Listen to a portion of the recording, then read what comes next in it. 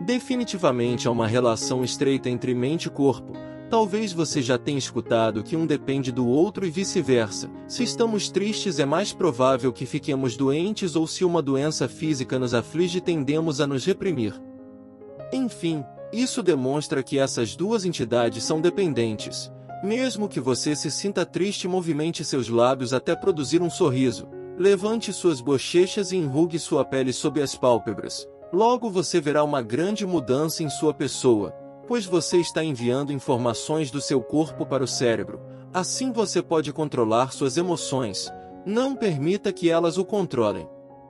Você pode instalar as que deseja para que elas permitam que você avance e não o impeça na sua caminhada.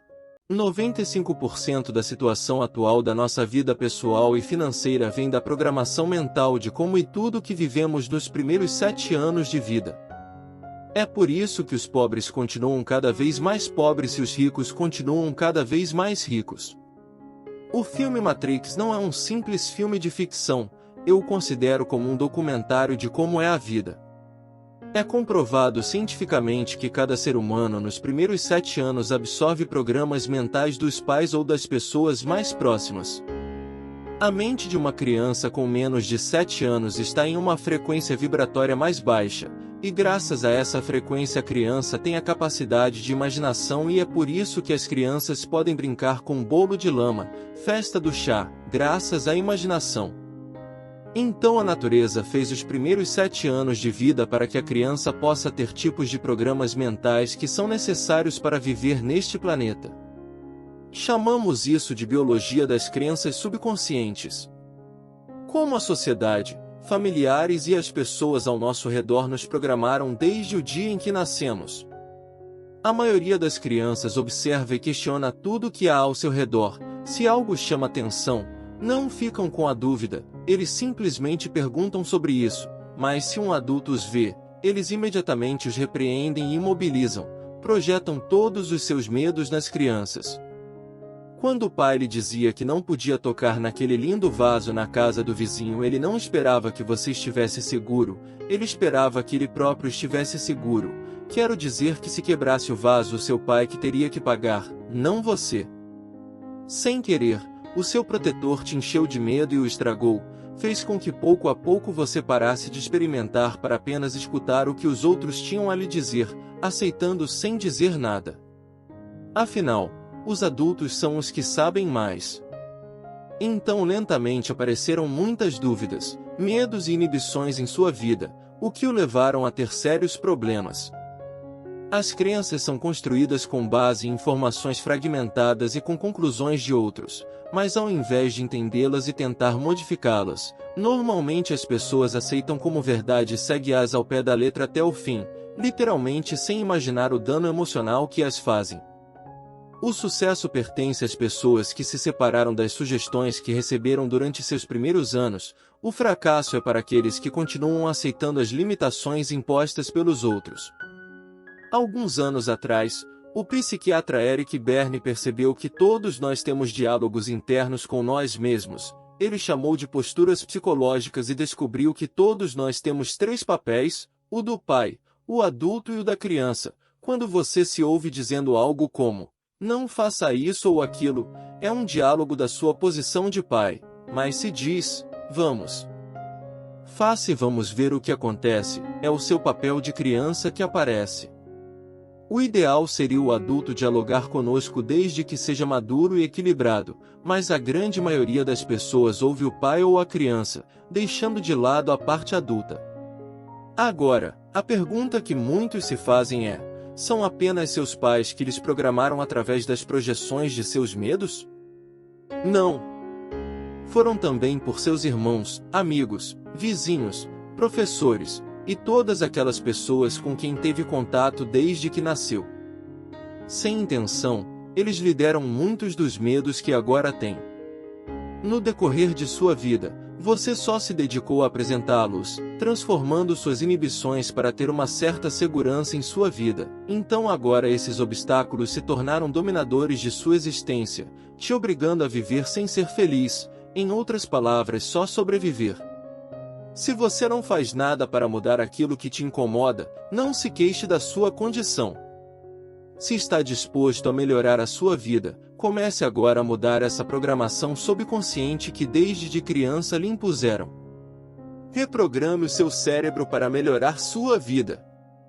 O ser humano nos primeiros anos de vida manipula os demais, depois se subordina a outro acabando com sua possibilidade de crescimento psicológico. Sabe quem tem mais chances de ter sucesso? Tem mais chances de ter sucesso aqueles que saem da média normal da sociedade. Pense no perfil de uma pessoa de sucesso e você começará a ver alguém que não é comum.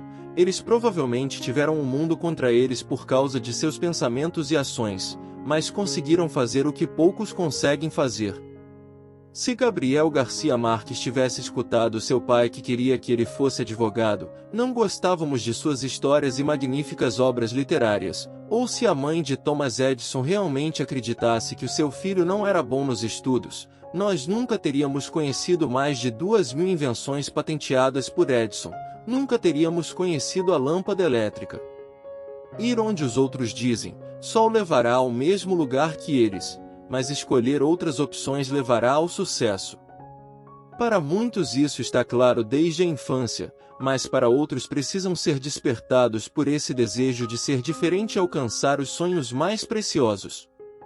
Muitas vezes é necessário que alguém nos empurre ao vazio para enfrentar tudo isso e despertar o nosso eu adormecido.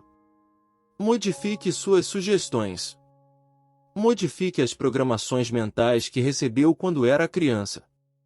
Agora você deve fazer um plano que destrua aquelas crenças limitantes que recebeu quando criança que te impede de alcançar o sucesso, a riqueza ou qualquer coisa que até agora você não tenha alcançado como gostaria de fazer. Você precisa instalar um novo raciocínio que destrua os anteriores, é o processo que as pessoas de sucesso utilizam. Você pode tomar o controle de sua vida mudando a sua forma de pensar, quero dizer, suas sugestões e crenças. Identifique as crenças limitantes que você tem agora e escreva e determine se elas são úteis para você. Se apenas está te freando, é hora de mudar. Um dos perigos que se deve evitar é permanecer na zona de conforto, ou seja, é no lugar onde nos sentimos seguros e salvos. Muitas pessoas odeiam o trabalho que têm, mas não desistem porque paga suas dívidas. Outros não gostam do vizinho mas esperam que chegue alguém com quem possam ter boas relações. Esses indivíduos não percebem que algo que lhes é realmente prazeroso poderia fazer o mesmo e que fazendo a sua parte conseguiriam boas relações humanas. A comodidade os impede de ver as milhares de soluções que estão à sua frente. Na zona de conforto apenas sobreviverão. Saindo da zona de conforto desfrutará do melhor. Controle as suas emoções. Imagina que você não tem emoções, seria uma pessoa apática e entediada. Agora imagina com excesso de emoções. O que acontece? É provável que também não tenha o controle de sua vida, choraria por qualquer acontecimento e riria de qualquer situação. Além disso, sua tristeza seria crônica porque experimentaria isso completamente, o que o incapacitaria. Definitivamente há uma relação estreita entre mente e corpo. Talvez você já tenha escutado que um depende do outro e vice-versa. Se estamos tristes é mais provável que fiquemos doentes ou se uma doença física nos aflige tendemos a nos reprimir. Enfim, isso demonstra que essas duas entidades são dependentes. Mesmo que você se sinta triste, movimente seus lábios até produzir um sorriso. Levante suas bochechas e enrugue sua pele sob as pálpebras. Logo você verá uma grande mudança em sua pessoa, pois você está enviando informações do seu corpo para o cérebro. Assim você pode controlar suas emoções. Não permita que elas o controlem. Você pode instalar as que deseja para que elas permitam que você avance e não o impeça na sua caminhada. Tudo que você agora acredita ser verdade, pode ser uma mentira, mas você já assume que o oposto é novo, que você tem uma crença e se apega a ela. Então a primeira coisa que você precisa fazer para assumir o controle de sua vida é questionar sobre as verdades aparentes que você conhece. Se você gostou desse conteúdo, comente e compartilhe. Peço que deixe o seu like, porque todas as vezes que você deixa seu like o YouTube entende que o conteúdo é relevante e entrega para mais pessoas. Gratidão. Deus te abençoe.